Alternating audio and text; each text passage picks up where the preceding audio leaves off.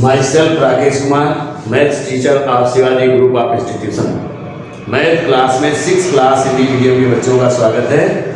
तो बच्चों, आज इस क्लास में चैप्टर 16 व्रत के बारे में अध्ययन करेंगे। तो व्रत क्या है? देखिए, जब हम प्रकार में पेंसिल लगाकर हम नुकीले सिरों को कहीं पर रखते हैं, किसी पॉइंट पर रखते हैं और पेंसिल को थोड़ा सा खोल देते हैं, और अगर हम उस पॉइंट के इर्द गिर्द ऐसे पेंसिल को घुमा देते हैं तो इस प्रकार की जो आकृति बन गई उसको हम व्रत कहते हैं। व्रत में अब 2 चीजें उपलब्ध हो गई। जहां पर पॉइंट रखा था आपने, ये हो गया व्रत का केंद्र, ये केंद्र हो गया O, ठीक। और पेंसिल जहां पर आपने चलाई थी, ये पेंसिल चला हुआ भाग, ये है व्रत की परिधि, इसको कहेंगे परिधि। परिधि और व्यास में या परिधि और त्रिज्या में रिलेशन होता है, संबंध होता है। तो पहले आप व्यास समझें क्या होगा। परिधि से परिधि तक की दूरी, ध्यान दें, परिधि से परिधि तक की दूरी जो केंद्र से होकर जाती है व्यास कहलाती है। तो परिधि से परिधि तक की दूरी जो हमने ये खींच दी, ये व्यास है। परिधि से परिधि तक की दूरी जो केंद्र से होकर जाती है व्यास कहलाती है। व्यास इस व्रत की सबसे बड़ी जीवा होती है। किसी भी व्रत में व्यास सबसे बड़ी जीवा होती है। अब त्रिज्या व्यास की आधी होती है, यानी केंद्र से परिधि पर स्थित किसी बिंदु के बीच की दूरी को हम त्रिज्या कहते हैं।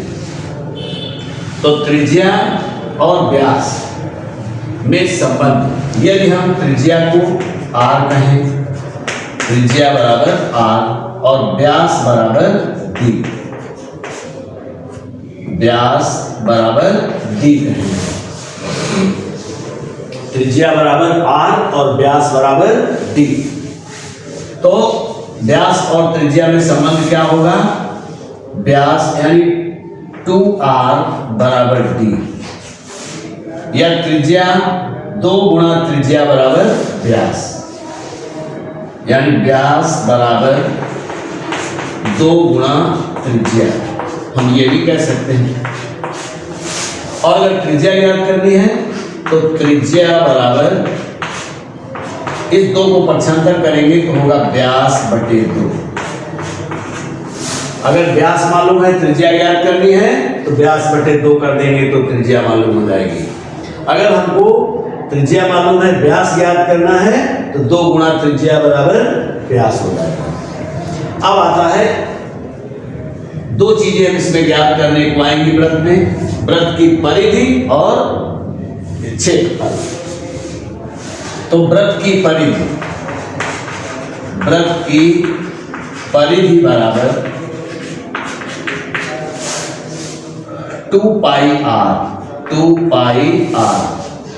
पाई का मान निश्चित होता है, कांस्टेंट मान है, वो है 22/7, यानी पाई बराबर 22/7 या 3.14। दशमलव में लिखेंगे तो 3.14 होगा, और भिन्न में लिखेंगे तो 22/7 होता है। तो व्रत की परिधि बराबर 2 पाई R। अब व्रत का क्षेत्रफल अगर ज्ञात करना है तो व्रत का क्षेत्रफल बराबर पाई R स्क्वायर, पाई R स्क्वायर व्रत का क्षेत्रफल होता है। यही 2 चीजें इसमें ज्ञात करने को आ सकती हैं।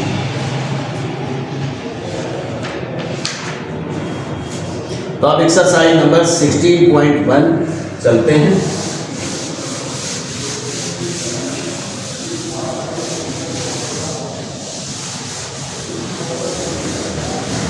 एक्सरसाइज नंबर 16.1, क्वेश्चन नंबर 1 है आपका, पैमाने तथा प्रकार की सहायता से निम्नलिखित त्रिज्याओं के वृत्त खींचिए। तो ये तो चूंकि वृत्त आपको खींचने हैं, तो प्रकार में पेंसिल लगाओगे। पेंसिल लगाने के बाद आपके पास स्केल होगा। स्केल में नुकीला सिरा 0 पर रखेंगे और पेंसिल को 3 सेंटीमीटर तक ओपन करेंगे। पहला पार्ट है तो 3 सेंटीमीटर तक, मान लीजिए ये 3 सेंटीमीटर है आपके स्केल में, तो नुकीला सिरा यहाँ पर रखेंगे और पेंसिल को यहाँ तक ले आएंगे। अब प्रकार को डिस्टर्ब नहीं करेंगे और अपनी कॉपी के पेज में बीच में ऐसे रखेंगे। पेंसिल यहाँ का यहाँ रहा होगा और पेंसिल को ऐसे रोटेट कर देंगे, घुमा देंगे, तो ये वृत्त बन जाएगा। ये वृत्त का केंद्र होगा जहाँ पर नुकीला सिरा होगा, तो वो लिख दीजिए और ये वृत्त की परिधि हो जाएगी। तो क्वेश्चन नंबर 1 आप इस तरीके से कर सकते हैं, चूंकि इसमें 4 पार्ट हैं। एक में है त्रिज्या 3.5, दूसरे में है, तीसरे में 5 सेंटीमीटर और चौथे में 4.5 सेंटीमीटर। बड़े आसानी से इसको कर सकते हैं। अब क्वेश्चन नंबर 2, 10 सेंटीमीटर व्यास वाला वृत्त खींचिए। उसकी सबसे लंबी जीवा की लंबाई ज्ञात कीजिए। लंबाई खींचिए। तो व्यास बराबर 2 नंबर लेंगे। क्वेश्चन नंबर 2, व्यास बराबर 10 सेंटीमीटर। 10 सेंटीमीटर। तो हमको वृत्त खींचने के लिए त्रिज्या चाहिए। तो त्रिज्या में व्यास में क्या संबंध था? त्रिज्या बराबर व्यास बटे 2। तो त्रिज्या बराबर व्यास बटे 2 बराबर व्यास कितना है? 10 सेंटीमीटर। तो 10 बटे 2 बराबर 5 सेंटीमीटर। यानी वृत्त की त्रिज्या 5 सेंटीमीटर हो गई। अब प्रकार में पेंसिल लगाकर प्रकार को नुकीले सिरे और पेंसिल के बीच की दूरी 5 सेंटीमीटर खोल दें और नुकीला सिरा यहाँ पर रख करके और एक वृत्त इस तरीके से खींच दें। ये 5 सेंटीमीटर त्रिज्या का वृत्त है। अब इसमें इन्होंने ये कहा कि इसका व्यास खींचिए। हाँ, वृत्त व्यास खींचिए, इसकी सबसे लंबी जीवा की लंबाई ज्ञात कीजिए। तो व्यास, हमने व्यास की अभी परिभाषा बताई थी। परिधि से परिधि तक की दूरी जो केंद्र से होकर जाती है व्यास कहलाती है। मान लीजिए हमने यहाँ कोई पॉइंट ए ले लिया, ए।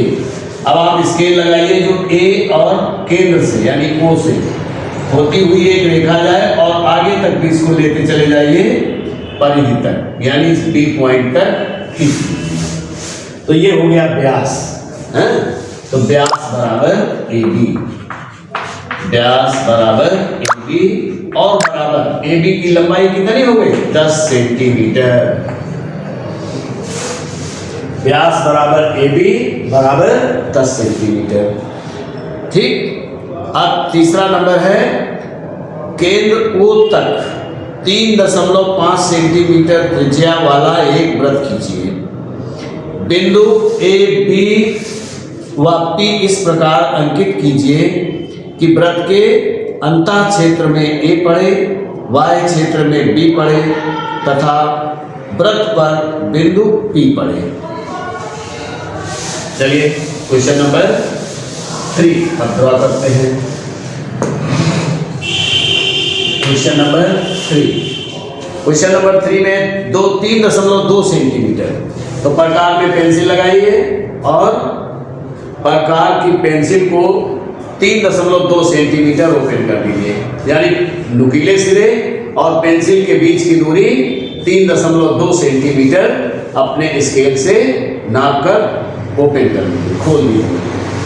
और अब केंद्र पर अपनी कॉपी पर नुकीला सिरा रखेंगे, पेंसिल यहाँ का यहाँ रहा होगा और पेंसिल को इस तरीके से रोटेट कर देंगे तो एक वृत्त बन जाएगा। आर बराबर 3.2 सेंटीमीटर। इस प्रकार से एक वृत्त आपने 3.2 सेंटीमीटर का खींच दिया। यहाँ से ये केंद्र O है और यहाँ से यहाँ तक की दूरी O A कह दिया, ये 3.2 सेंटीमीटर हो गई। लेकिन A नहीं कहेंगे इसको, ओ, चूंकि पी भी नहीं कहेंगे, पी भी पॉइंट है, ओ ओ ओ एम कह दिया हमने, ये पॉइंट एम ले लिया और ये ओ ले लिया। अब इसने कहा है कि कोई 3 बिंदु इस प्रकार से खींचने हैं, ए, बी और टी। ए वृत्त के अंतः क्षेत्र में, तो ए आप इतने भाग में, यहां से इतने भाग में अंदर की तरफ कहीं पर भी पॉइंट ए ले सकते हैं। ये हो गया पॉइंट ए।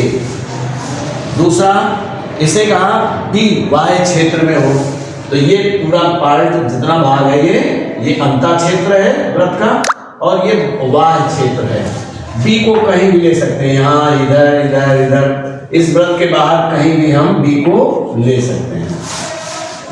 और इन्होंने कहा कि पी बिंदु वृत्त पर हो, तो वृत्त पर होने का मतलब परिधि पर हो, तो चाहते तो हम इसको हटा दें और ये पी बिंदु कह दें, तो ये परिधि पर है या वृत्त पर है। तो इस प्रकार से इसका आंसर हो गया। क्वेश्चन नंबर 4, केंद्र O पर एक वृत्त खींचिए, इस पर 2 बराबर चाप AB व PQ बनाइए। क्वेश्चन नंबर 4, क्वेश्चन नंबर 4 में इसने कहा O केंद्र वाला एक वृत्त खींचिए, तो हमने इस O केंद्र वाला एक वृत्त, या इसी वृत्त को कहते रहे हैं, O केंद्र वाला एक वृत्त खींच लिया।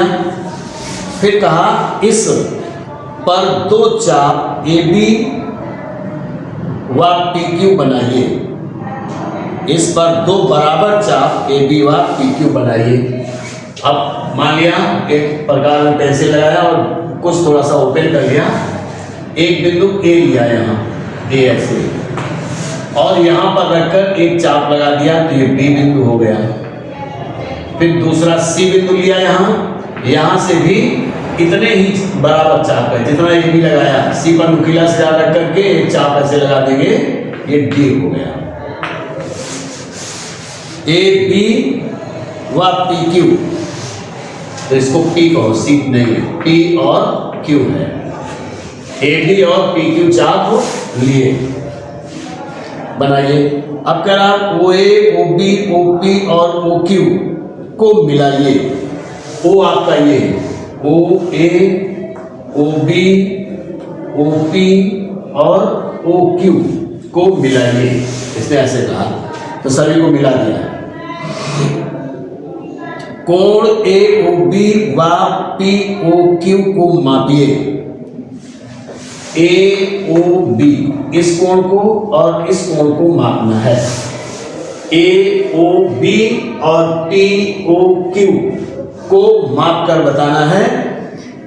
मापिए और आप क्या प्रेक्षित करते हैं, तो इनको मापेंगे किससे, चांदे की सहायता से नाप लेंगे, या प्रकार का नुकीला सिरा यहाँ रख करके यहाँ तक पेंसिल खोलेंगे, फिर इसमें रखेंगे, यहाँ तक पेंसिल आ जाएगी। आपको प्रकार से नहीं बल्कि चांदे की सहायता से इन दोनों कोणों का मेजरमेंट लेना है। तो हम देखेंगे, हम देखते हैं कि एंगल AOB बराबर कोण POQ,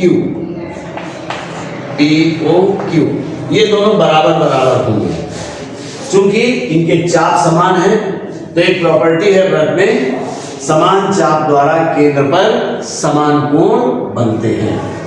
तो ये जो कोण बने हैं केंद्र पर बने हैं, ये दोनों बराबर बराबर होंगे, अतः एंगल AOB बराबर एंगल POQ होगा। इसी प्रकार से क्वेश्चन नंबर 6 है, एक वृत्तखंड AB खींचिए। अब क्वेश्चन नंबर 5, क्वेश्चन नंबर 5,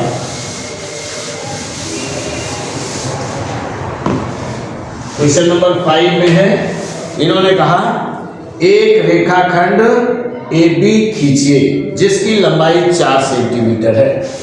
तो एक रेखाखंड अपनी पटरी की सहायता से, पटरी और पेंसिल की सहायता से AB रेखा खींच दी, और कितनी, 4 सेंटीमीटर की। AB एक रेखाखंड AB खींचिए जिसकी लंबाई 4 सेंटीमीटर है। बिंदु A को केंद्र मानकर एक वृत्त हम इस प्रकार खींचिए कि वह बिंदु B से होकर जाए। A को केंद्र मानकर खींचना है तो प्रकार के नुकीले सिरे को A पर रखेंगे, B तक ओपन करेंगे, पेंसिल B तक आ जाएगी और इस तरीके से एक वृत्त खींचना है जो ऐसे यहाँ पर नुकीला सिरा रखेंगे और वहां तक B तक खोल देंगे और पेंसिल को घुमा देंगे तो इस प्रकार से एक वृत्त बन जाए। A को केंद्र मानकर एक वृत्त इस प्रकार खींचिए कि वह बिंदु B से होकर जाए। इस वृत्त की त्रिज्या नाप कर लिखिए। तो इस वृत्त की त्रिज्या यहाँ से यहाँ तक 4 सेंटीमीटर ही तो है, तो वृत्त की त्रिज्या आंसर है, मेजरमेंट मिले मापेंगे भी ना मापे तो ये 4 सेंटीमीटर था आंसर। वृत्त की त्रिज्या बराबर 4 सेंटीमीटर। तो ये वृत्त की त्रिज्या 4 सेंटीमीटर की होगी।